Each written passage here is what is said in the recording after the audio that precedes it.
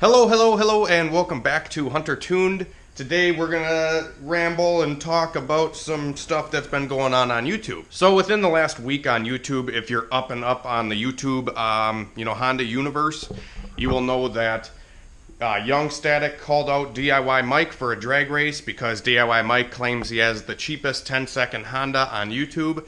And Young Static's like, hell nah, dude, I got a pretty good budget car myself. We should line them up and race.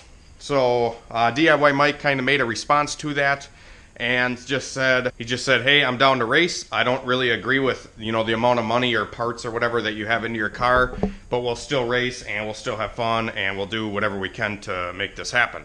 Now, DIY Mike also kind of stated at the end of his video that he would be interested in doing like a new build, like he called it the $3,000 build challenge, where you had to kind of build the car, do everything yourself, document the whole process, do everything yourself, no help from nobody, and you had $3,000, and you had to go buy the car, build it, do all that kind of stuff. Now, I really did agree with that whole idea. I liked the whole $3,000 idea, build it yourself, document everything, and, let us know at the end what you came up with.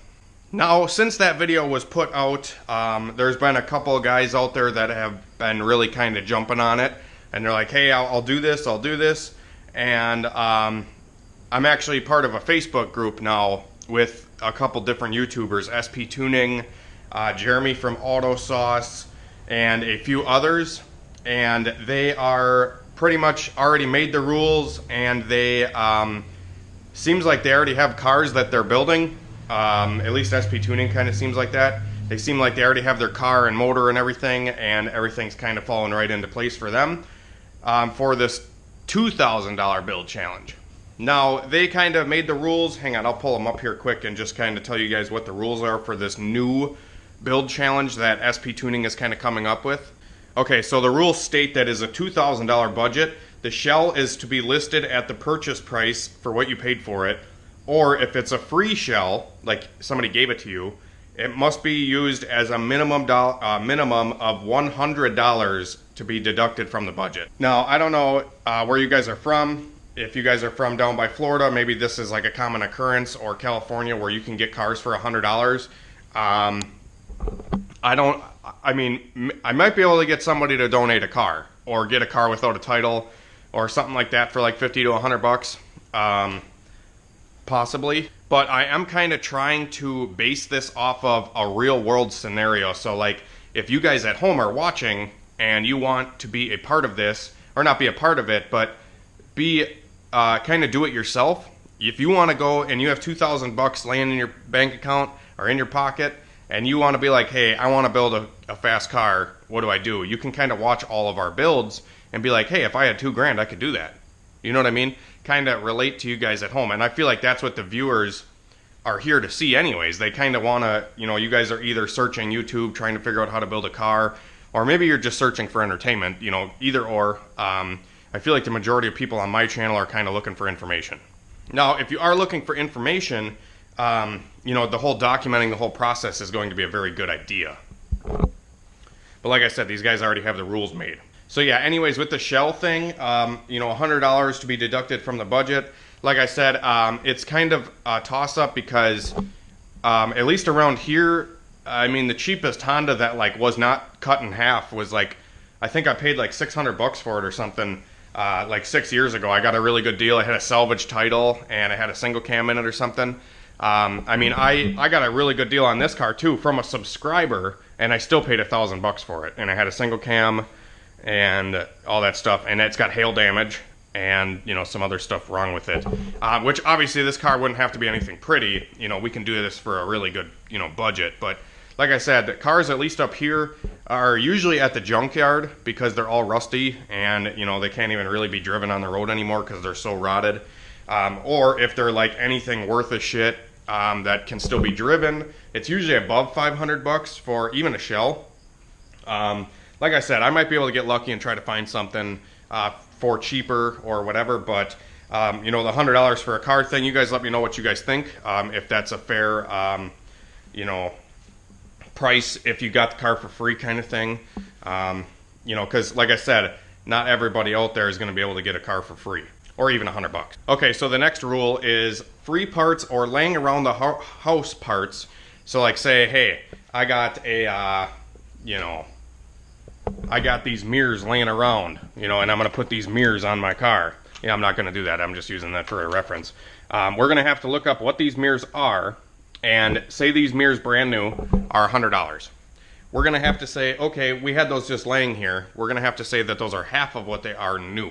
So we'd put those mirrors on, we would deduct $50 from our, you know, $2,000 budget.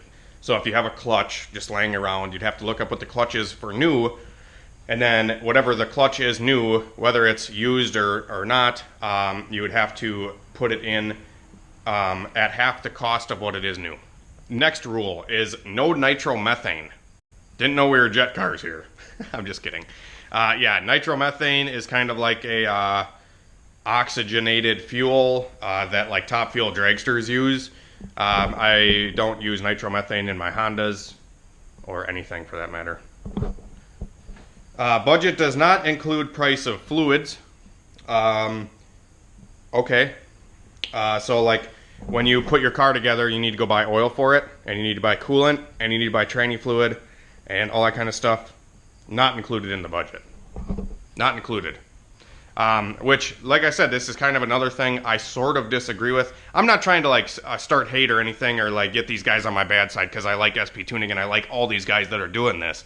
I'm just letting you guys know what my opinion is, because if I'm going to do this and drive all the way to Florida and tow my car there and have all this expense, I kind of want some set in stone rules that aren't just thrown out there in a day, based on what, at least what seems to me, are based on what people are already doing. Like they already have a car set up and you know, a very good idea, and they kind of built the rules around their idea. At least that's what my opinion is. I'm just, like I said, I'm not trying to start no shit, and I'm not trying to, you know, bring no hate to the table, because there's enough hate out there in the world. That the last place you need hate is here on YouTube on the Old Hunter Tune channel. Like I said, these are just my opinions and what I think of the rules and what I think I want to see if I want to participate in the event. So like I said, if you're building a car, if you guys at home are building a car, you're going to have to buy oil for it, unless you're sponsored.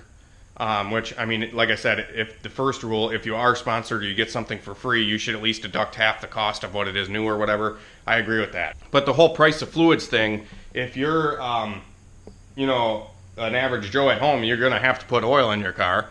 And, I mean, it's not going to be that much of an expense, guys. I really don't think so. I mean, you can run as cheap as Walmart oil, which is like $10 for oil change. Which, I mean, yeah, a lot of guys don't want to do that. They want to run Brad Penn or something like that, which is fine. If you want to do that, I feel like you should add that stuff into the cost. It's all part of building a car.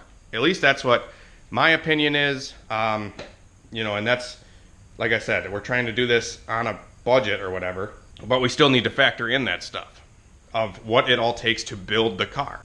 Next thing is tuning, fabrication, labor, machining, not included into the budget price. So, what you can do, at least in my opinion, is you could take $2,000, buy the parts that you think you want to put in, and the car that you're going to put everything in, and you could take it to a shop, pay them $10,000, and say, put this all in, and tune it for me, and fab it for me, and machine the motor, and do all this stuff, and then you can pick the car up, you know, a month from now. You know, spend 12 grand. I'm not saying that, you know, you're going to spend 10 grand or whatever, but you could spend 12 grand and then come to this challenge and say, here's my $2,000 car. You know, like I said, I agreed with DIY Mike's thing initially when he said that you have to do everything yourself. And, you know, if you are doing everything yourself, you won't have to factor that stuff in. Now, I realize that some people can't tune, which I am fortunate enough to, you know, not be scared to pick up a laptop and try it. And that's all I did when I started tuning. And, you know, I've just been there and done it for a long time, so I guess I'm confident in tuning. But, you know, a lot of even my videos and stuff, guys, could help the majority of people at least get their car going. You know, so tuning isn't really like, a thing that I feel like a lot of people are really intimidated by it, but okay, whatever. I'm just gonna go rambling about that.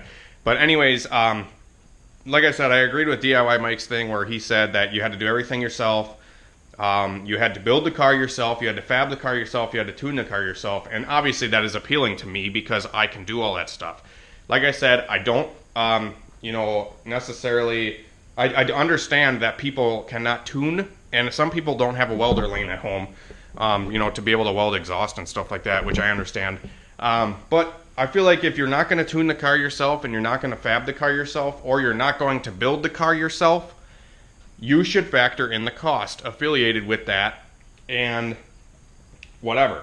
Now, SP Tuning has a car and they got a $2,000 budget, and I asked them if they would, just include the price of tuning and just raise the price of the budget build. Say if you have $2,000 in parts and whatever, but you needed to spend another $500 or $1,000 to get the car finished with tuning and fab work or whatever else that they need, why don't we just make it a $3,000 budget, considering you're going to be spending that anyway? If you know what I mean, guys. I hope this stuff makes sense and it's not coming out like, scatterbrained or anything like that. I don't have notes or anything, so I'm kind of just going off of what's popping into my head right now. So I apologize if any of this is kind of coming off shitty or not clear. So my take is, if you don't tune it yourself or you need work done to the car, you should factor that cost into the whole price of the build.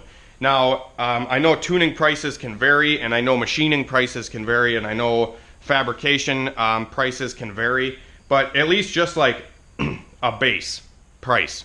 So like, oh, we went to go get the car tuned. Whether you paid $1,000 or whether you paid $10, we should just have a base price of, say, $250, because that's what I charge to tune a car. I charge $250 to tune a car and get it dialed in, get the ECU dialed in and everything like that. So maybe we could just do $250 added to the cost of whatever the build is, because like I said, I'm trying to relate this to you guys and get some, feedback and opinions on what you guys think would be fair and what you guys think would be entertaining to watch and, a true challenge for a Honda build.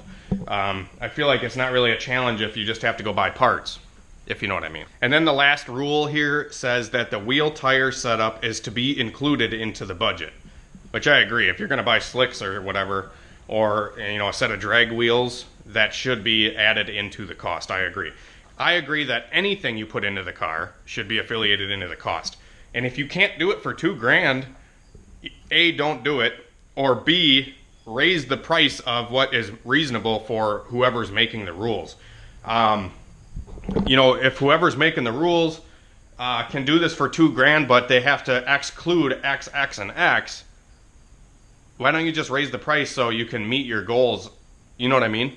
That's at least my opinion, because, whatever, but let me know what you guys think down in the comments. I'm kind of just rambling here.